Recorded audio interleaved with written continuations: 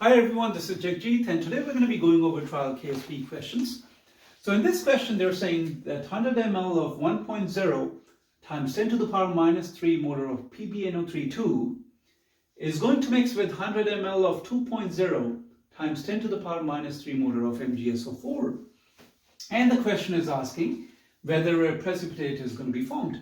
Okay, so as a first step we need to know what's PbNO32 is made up of. Well, that's made up of Pb2 plus and NO3 minus.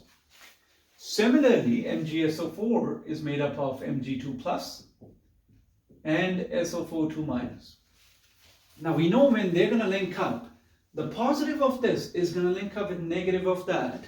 And again, they have the same charges, 2 plus and 2 minus, so they're going to cancel. So you're going to end up with PbSO4. Mg2 plus is going to link up with NO3 minus. The charges are going to crisscross. And you're going to get MgNO3 too. Now guys, as I've told you before, any compound which involves NO3 minus is always going to be aqueous. Because NO3 minus is going to dissolve everything. So we know for a fact that this is going to be aqueous. However, if you look for SO42 minus on your solubility chart, Pb2 plus is going to be under low solubility. Means this is potentially going to be your precipitate.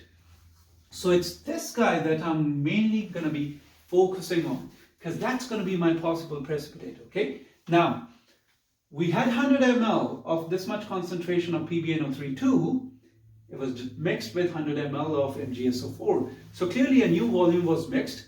That means each of their concentration is going to change. And we're going to find the new concentration for each one of them separately, okay? So we're going to first solve for PbNO3. We're going to say M1V1 is equal to M2V2. Now what was the initial concentration of PbNO32? That was 1.0 times 10 to the power minus 3.